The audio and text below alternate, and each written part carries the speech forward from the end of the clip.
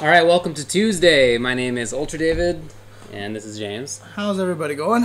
Sorry that I'm late. I got a call from a client like right before I was gonna leave, and then I had to talk. Sure. And you know how that thing goes. And It's called BlazBlue training or something. mode. Oh, dude, yeah, right? yeah. No, So we had broker Dave on the show yesterday talk all about BlazBlue, the news BlazBlue that's now out in North America and has been out in Japan for a long time. I'm putting those vids up online. They should be up tomorrow. Okay. There's a lot of them, so it's gonna quite a bit of content. Yeah, it was what 4 hours. It was 4 that we hours. did? Yeah, exactly. Yeah. So yeah. And did you mess around with it after we left at all? I did a tiny bit, but nothing extensive. No. Yeah. So, Okay. Yeah, I was messing with Taukaka a little bit. Just Yeah. trying to figure out what she does now, and every game they keep changing how she does her combos. That's what I've heard. Yeah, I mean, I watched some videos today. Broker Dave suggested watching some videos of Matoi, M-A-T-O-I, Oh, yeah, that's right. and I watched it, and her combos didn't... So, her combos from Calamity Trigger look completely different than how they look from Continuum Shift, which look completely different how they look from Continuum Shift 2, which look completely different how they looked in Chrono Phantasm. So Okay. I was just like, man... You got to make sure it's BBCP then, huh? Yeah, because I saw one video of Matoi, I started watching it, and instantly he went into taunt loops. I was like, wait, this is not the right one. This is Continuum Shift. So yeah. But definitely, the characters just changed so much in all the versions. So I don't know. We'll see. We'll see what happens. So. I went home last night and played a bunch of training mode, and I decided that Nu is going to be my secondary character. So Nu, the sword one, right? Yeah. That's not very good, supposedly, according to... According to him, I hadn't heard that she was terrible from anybody else, but, I mean, he probably knows his stuff, so...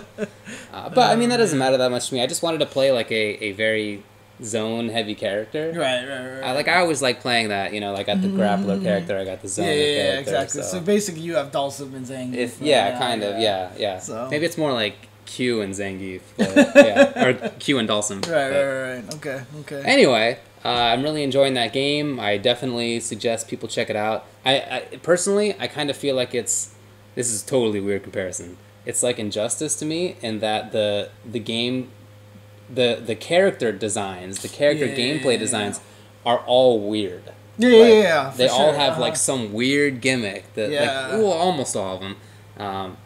And that's awesome. Like, obviously, all the other rules are different. Like, the movement's very different and everything else. But the designs of the characters themselves, it's kind of similar. I mean, that's why yesterday, one of the things that I said to Eddie, to Broker Dave, was, it's very matchup dependent, isn't it? And he's like, yes. And that's why I asked, because at that time, I was thinking, wow, this feels very Injustice-like in a weird way, because it's like he was saying that certain characters would be rushed down based on who they're fighting, but then sometimes they'd be run away. So that's kind of how it felt to me. So. Yeah, they all have some weird gimmick, like the characters in Injustice do. There's some weirdness about almost every character in that game. Anyway, I really liked that. Those are basically the only two games I'm playing right now, to be honest. I mean, hopefully I can get into some more BlazBlue. I just haven't had a chance to mess with it yet. So I mean, I wanted to play more Injustice. Yeah. And that was funny. We tried to play with someone. He's like, "Oh, I haven't played in a while, so I'm rusty. So you'll beat us up." I was like, "Dude, I haven't touched the game in like months." Yeah.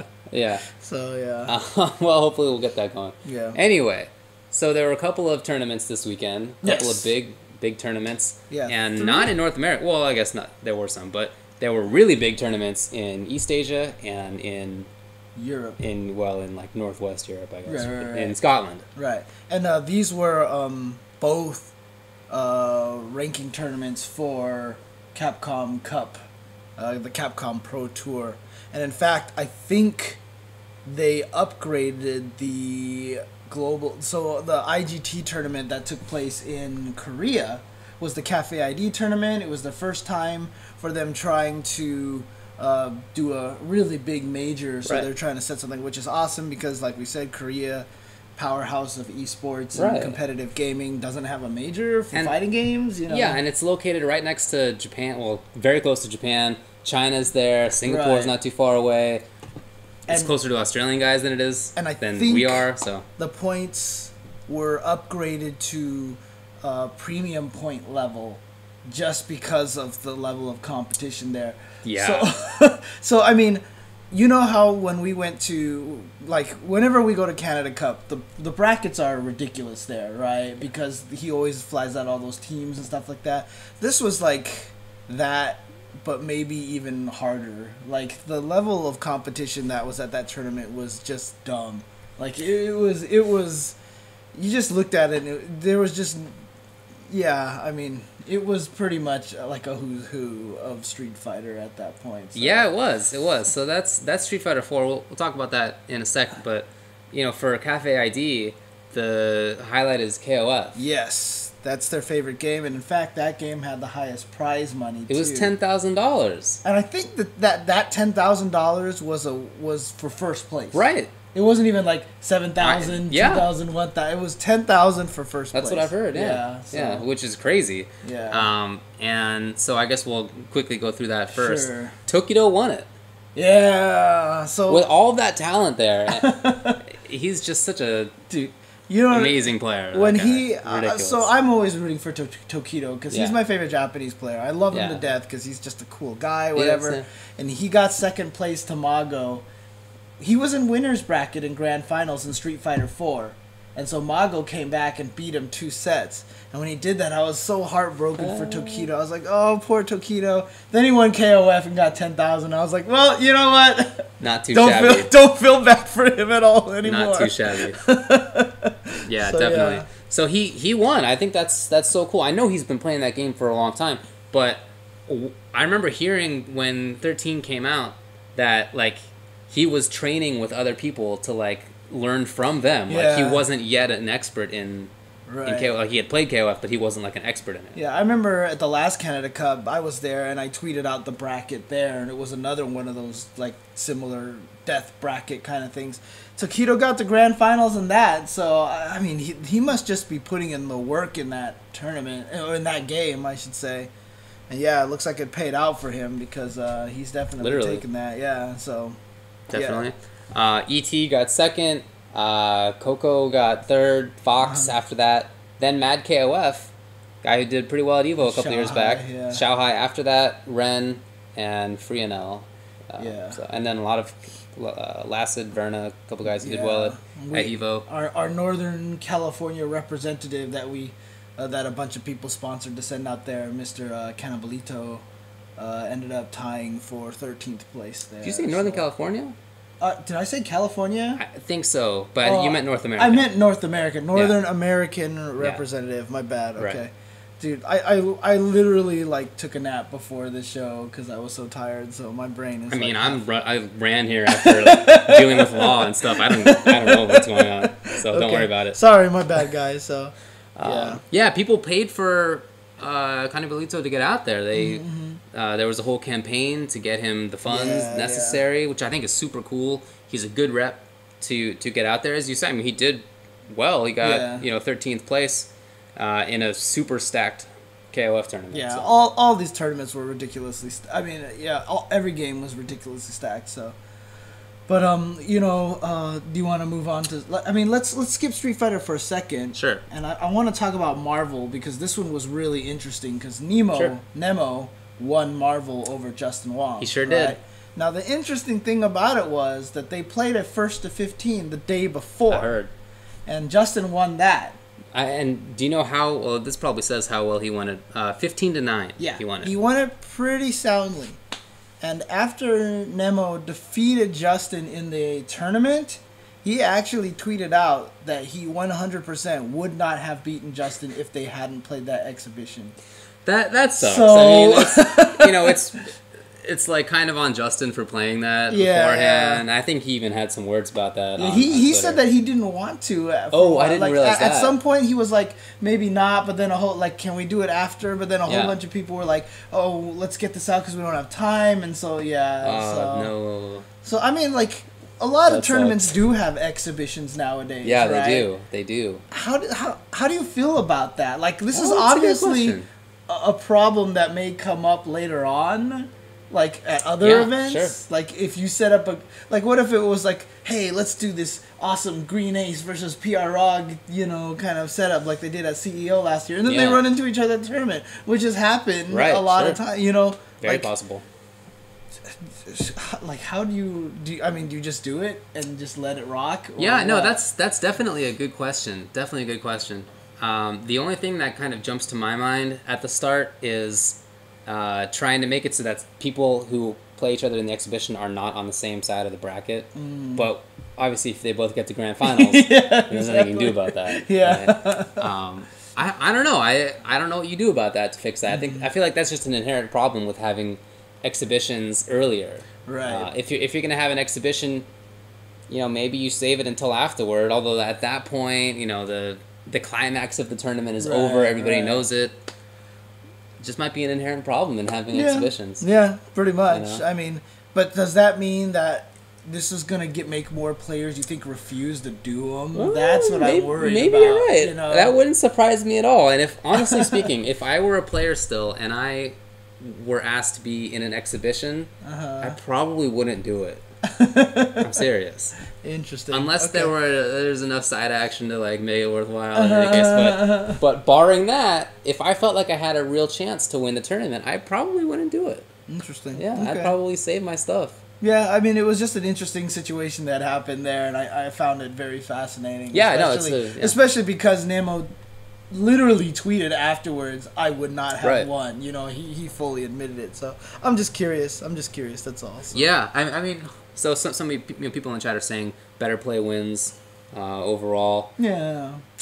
Yeah, I mean, that is true. But on the other hand, if it's a shorter set, if it's a 3 out of 5 set or 2 out of 3 in other games, anything can happen in that period of time. And so if you have tricks, or if you have tells, or if you have something that the other player isn't familiar with, then you're going to do a lot better than if it were, effectively what they did is they played, how many games? They played 24 plus whatever was in grand finals, however many games they played there. And by that point in time, what's going on. Right. You know what I mean? Right. Whereas he even said he wouldn't have known what was going on. The way to solve this is real. Set up a continuation rule so that and when they played each other, it would have started 15-9. Right, yeah. And then, Nemo would have had to win another 15 games or something. Definitely. Oh, man. So, anyway, Nemo got first place. Justin Wong got second place. Both playing their basically eponymously named teams now. Frida got third with Zero Doom Ami. Mabushin... Did you watch any of this? I did not see the Marvel. Okay, he had Team Clockwork, Virgil Doomstrider. Kane Blue River got fifth with... These players basically all have like named teams at this point. It's funny. Then Bonchan got fifth place? What the hell? With Magneto Doom Virgil? I didn't even know Bonchan played this game. What? That's ridiculous. Okay. Bizarre. Then Trixie, Nova, Dorm, Strange, and then Tokido with Nova, Strange, and Spencer, Team Nemo. Yeah. And then, of course, the main event. Not really the main event, but one of the a pretty big event. It was certainly very, very stacked. It was Street Fighter 4. So let's start with 8th place. Yeah. Gact tied with Chai Rithi for 8th. That's Faye and Cammy. Then Dako with Cammy, Ken, Ryu, and Bonchan got 5th. So obviously Bonchan got. 4th place was Xiaohai with Cammy and Evil Ryu.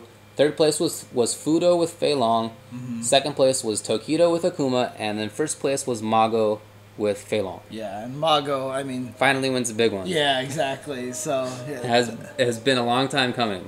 He's been super good in Street Fighter 4 the entirety of the series. Yep. So ever since Vanilla SF4 came out, and he was one of the best Sagats, instantly. I don't know how it hasn't happened, but somehow it hasn't until now. Yeah, and he won a pretty stacked one too. Right. A pretty big tournament there. Yeah, I mean look at who didn't make top 8. Yeah. Dark Jiwa did well at Evo. Infiltration has won Evo. Gamer B very close to winning Evo. 2nd place at Evo. Yeah. Kazunoko very close. Let's see, Yoro, Adon, Huanlin, Ibuki. Human Bomb did well at Evo. Sakura. Rockpon 2, good player. Yeah, so. and it's like Justin's not. And even there you go. there, right? Yeah, 17th place is Justin Wong. So right, So right. it was, MOV is 25th place. It was a pretty ridiculous tournament, and the fact that Infiltration did not make top 8 has got a lot of people talking. They're wondering, because the thing about it with Infiltration now, it's kind of interesting. He's really started embracing the kind of showman. Yeah, he is. Of Street Fighter. Yeah. I mean, literally, he told me the reason why he played Chun-Li at SCR in Grand Finals against K-Brad was hype. Yeah. You know, I heard, yeah. And he's having fun and whatever like that. And now all of a sudden he's not doing as strong. Do you think that that's related, or do you still think it might have to do with the fact that he has no coach again, or do you think it's just everyone's overblowing it? Yeah, I kind of think that's what it is, to be honest. Yeah, I think he's still a very talented player. He's very smart.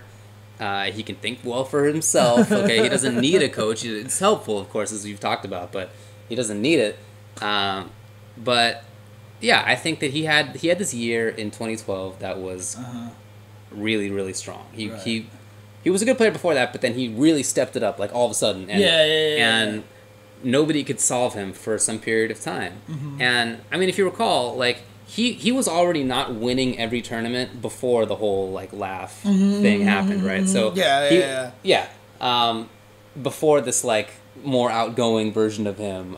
So you know, it's just people got caught up. That's all it is. It's just fun to talk about. You know, it's fun to talk these stories and stuff like that. But Infiltration's not going anywhere. He's still going to be an amazing player. Very good player. And you know what? The fact that he's not winning as much, I think, says less about Infiltration and more about the other players now. Totally agree. So totally agree. Everyone's stepping, because nobody wants Infiltration to keep winning. So a lot of these people, and in fact, Kane Blue River had a really, really interesting tweet actually during the tournament. Yeah. He said at one point in time, like he was sitting there watching or whatever like that. He's like, I'm just not on everybody else's level, because while he's sitting there watching events or whatever like that, Tokido was behind him watching match videos of his upcoming opponents. Sick. Like he's just there at the tournament watching them, awesome. you know, and studying them. That's he's awesome. Just like, it's just a different level, you know. So I'm sure everybody's studying Infiltration at this point. I mean, we've done it just for you know, breaking stuff down, but they're gonna do it because they want to figure out how to beat him. Of course, so, yeah, of course, definitely. Yeah. So I didn't get to watch that much of it, but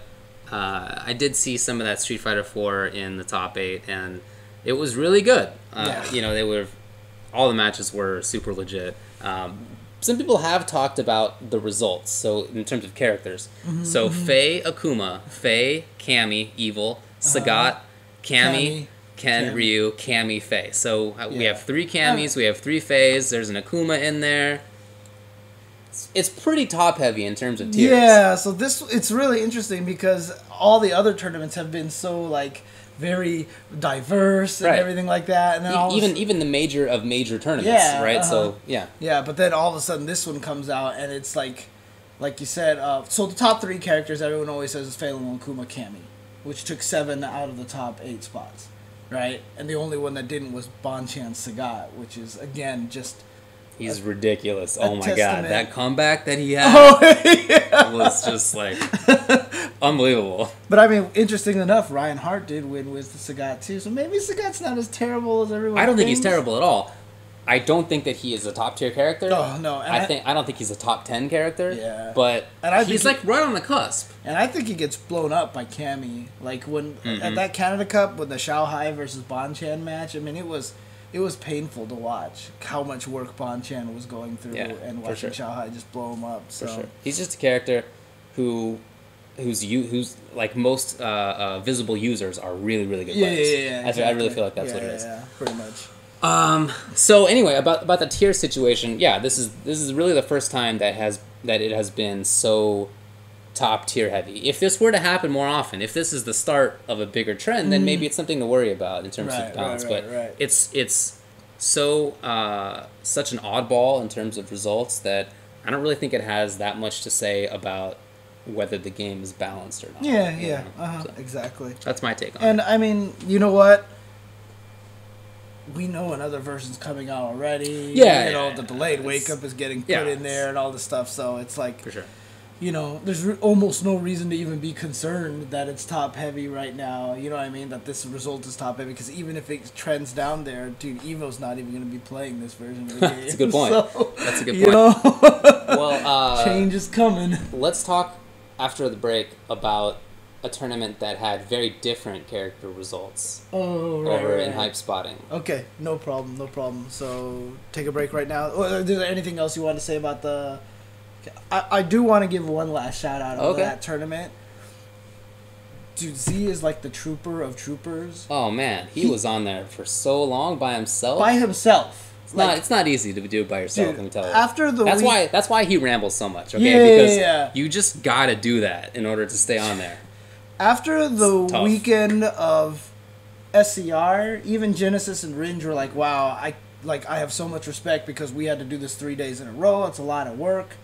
Dude, half the time we're commentating, we're just letting the other guy talk half the time, right? I mean, it's 50-50. But dude, that guy was doing it 100% of the time by himself, nobody else. Right. Seriously, shout-outs to him. I know he's very polarizing in his commentary style. Yeah. Whether you like him or hate him or whatever, seriously, shout-outs to him because that guy was the Iron Man of the weekend. He probably put in more work than anybody else that whole weekend, so. Definitely. Okay, cool. All right. Break. We'll be right back.